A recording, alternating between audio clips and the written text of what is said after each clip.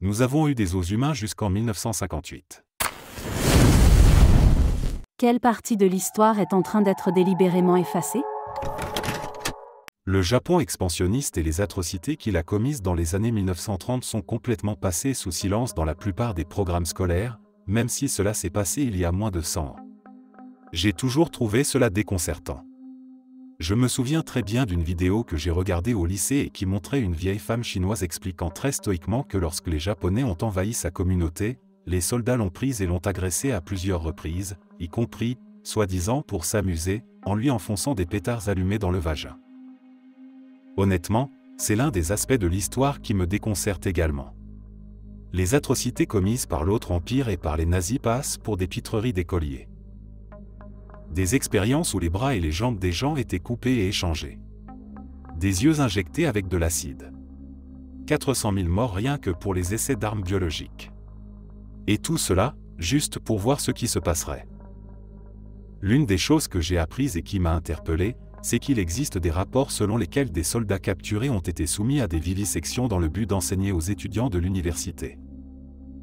Vous lirez à quel point ils étaient brutaux, inflexibles et fiers à l'époque et vous commencerez à comprendre pourquoi les Américains ont lâché 2 soleils sur eux pour mettre un terme à la guerre. Demandez aux Chinois, aux Coréens et à tous ceux qui ont été envahis et assaillis par eux et ils vous diront que 2 soleils n'étaient pas suffisants. Lorsqu'Oppenheimer est sorti en Corée, les Coréens ont demandé à ce que la date de sortie soit repoussée à une date précise, afin de pouvoir célébrer le film le jour de l'indépendance du Japon. Le cas des Rohingyas est très intéressant. Ils sont originaires de l'État de Rakhine depuis des siècles avant d'en être chassés en 2016. Ils ont été massacrés, assassinés, violés et expulsés, et toutes les preuves de leur existence ont été effacées des archives birmanes. Ils sont maintenant disséminés dans toute l'Asie, où ils font l'objet d'une grande hostilité, et font actuellement le tour du monde dans l'espoir de rentrer chez eux.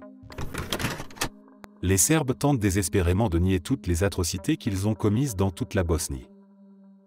Les crimes de guerre commis par les Serbes sont d'un niveau nettement plus élevé. Sur l'ensemble des jugements rendus par le tribunal international de La Haye, les officiers, généraux, etc. serbes ont été condamnés à un total de 1038 ans, les Croates à 294 ans et les Bosniaques à 42 ans. En pourcentage, cela signifie que les Serbes sont responsables de plus de 80% des crimes de guerre commis, ce qui représente une différence énorme. Les Serbes ont également tenté de dissimuler leurs crimes de guerre de manière organisée. Ce qu'ont fait les Croates et les Bosniaques est loin d'atteindre le même niveau. La politique radicale du Dr Martin Luther King, Jr., en particulier vers la fin de sa vie. Dans ses écrits et ses discours, il était bien plus radical que ce que l'on entend habituellement. Les entreprises se parent de citations de MLK le 15 janvier et le 4 avril, mais j'imagine que si Martin Luther King vivait aujourd'hui, il serait horrifié par le niveau de richesse que ces entités du secteur privé ont accumulé alors que nous ne parvenons pas à fournir les éléments de base nécessaires à la dignité humaine, tels que des logements abordables et des salaires décents. Je me demande également si sa colère ne serait pas dirigée non seulement contre les riches entreprises, mais aussi contre les nombreux intérêts particuliers, progressistes, qui prônent des solutions idéalistes pour satisfaire leur propre sens moral, mais qui n'aboutissent à rien pour les personnes pour lesquelles ils sont censés se battre. Tout le monde semble savoir que la Corée du Nord est un endroit désagréable, mais ils oublient le pays qui se bat avec la Corée du Nord pour être le pire dans n'importe quelle catégorie, l'Érythrée. Ce pays se trouve en Afrique, de l'autre côté du détroit du Yémen, et ne fait pas partie de l'Éthiopie. Ils ont un dictateur militaire, la loi est ce qu'il dit qu'elle est, ce qui signifie que tout ce qu'il fait est légal, et que si quelqu'un fait ce qu'il ne veut pas, il s'est suicidé.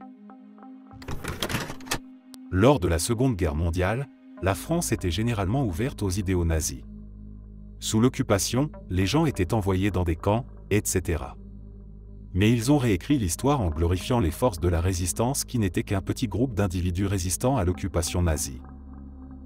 Je pense que si les nazis n'avaient pas occupé militairement les 2/3 de la France et n'avaient pas renversé le gouvernement pour mettre en place un régime fasciste, je pense que les gens seraient extrêmement choqués de savoir à quelle vitesse la France aurait rejoint avec enthousiasme les puissances de l'Axe. Mais il est également important, et très pertinent pour le sujet de la conversation, de se rappeler que le nazisme n'était pas exactement un phénomène discret. L'histoire, ou du moins l'histoire populaire, traite le nazisme comme s'il était tombé du ciel, comme un phénomène profondément étranger à la culture dans laquelle il s'est enraciné. Point, ce n'est pas le cas. Le nazisme était en grande partie le produit des attitudes eurocentriques les plus courantes de l'époque. Les Européens de tout le continent, et en particulier ceux de l'Ouest, avaient une vision dominionniste d'eux-mêmes qui nous mettrait profondément mal à l'aise, nous les modernes. Ils considéraient les habitants d'autres régions comme moins humains qu'eux-mêmes, estimant qu'il était naturel qu'un empire européen les gouverne, et que les habitants devaient servir leurs gouvernants. Cette attitude était aussi courante que l'exceptionnalisme américain dans les années 60 à 80. Universelle. Non remise en cause par la culture dans son ensemble. Une conclusion évidente pour presque tout le monde dans toutes les classes économiques. Si vous avez un personnage européen classique préféré, il est presque certain qu'il avait cette vision de lui-même et de sa société. Ce que je veux dire, c'est que cela devait arriver tôt ou tard. Mais par une bizarrerie du destin, le nazisme, ou un phénomène analogue, aurait pu se produire dans n'importe quel pays européen, il était destiné à se produire. Il suffisait de créer les bonnes conditions socio-économiques pour que le morceau de charbon qu'était l'eurocentrisme se transforme en diamant. La police secrète de la Roumanie communiste, la Securitate, qui arrêtait, battait et torturait les opposants au régime, et ses nombreux collaborateurs qui poignardaient leurs voisins dans le dos pour obtenir des avantages. J'ai l'impression qu'on n'en parle pas assez. Aujourd'hui, il y a beaucoup de personnes âgées qui ont fait partie de la Securitate et qui n'ont jamais été punies pour leurs actions, on peut les voir marcher dans la rue. J'ai rencontré un groupe de médecins légistes de la police et les documentaristes qui les accompagnent, qui recueillent des preuves en vue du premier procès dans le delta du Danube. Ce sera probablement le seul et dernier procès de la Securitate.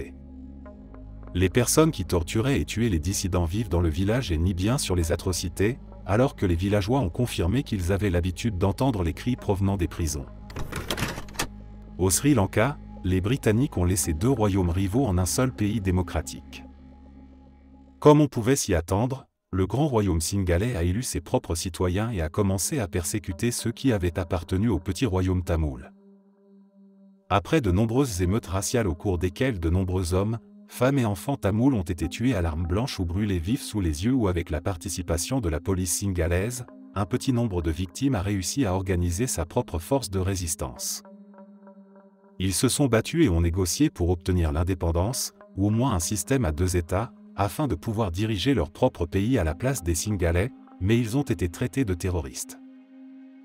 Après l'injection massive de fonds d'aide au Sri Lanka à la suite du tsunami du lendemain de Noël 2004, surprise. Le gouvernement singalais disposait désormais de beaucoup plus d'armes.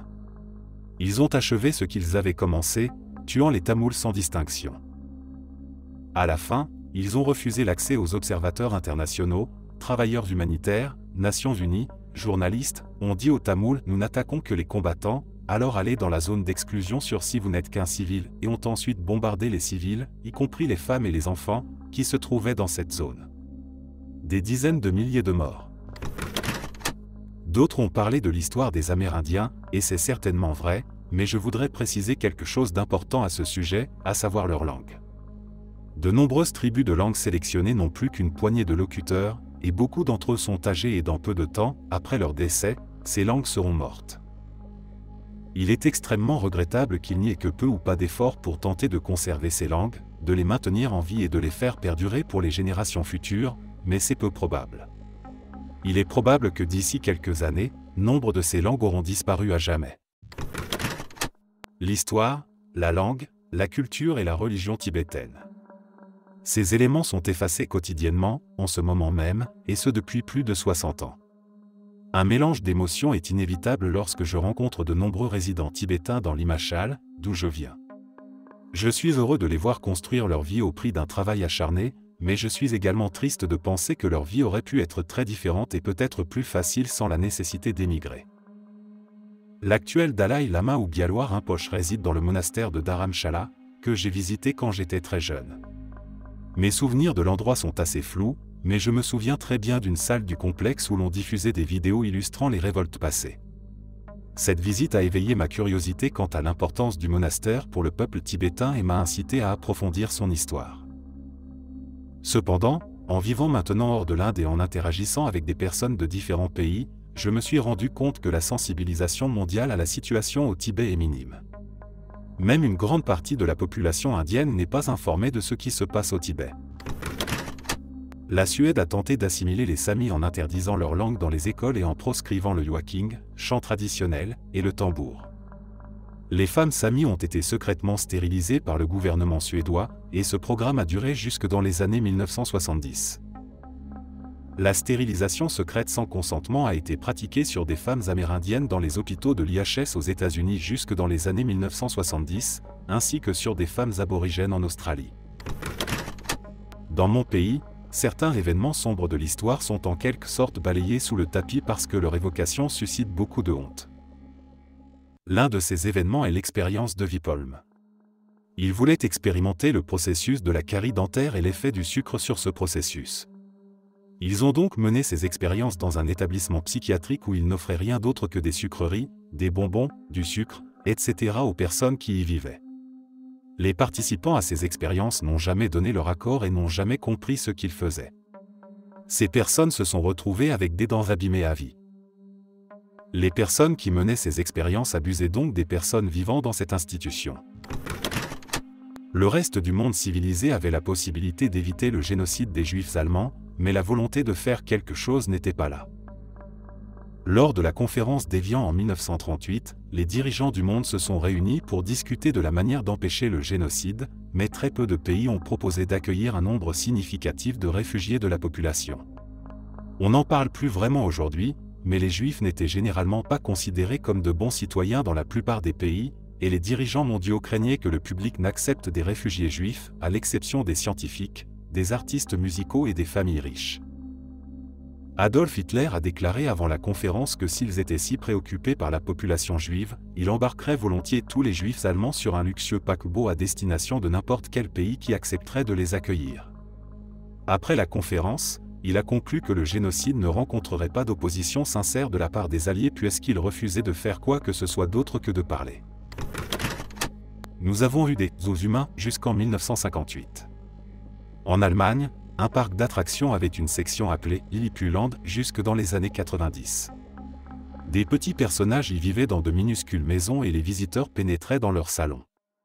Les personnes qui y vivent ont été recrutées par le propriétaire du parc dans des pays pauvres comme la Turquie. C'est absolument dégoûtant. Merci d'avoir écouté jusqu'à la fin. N'hésitez pas à vous abonner, à aimer la vidéo et à partager vos expériences en commentaire. Merci à tous et à la prochaine vidéo.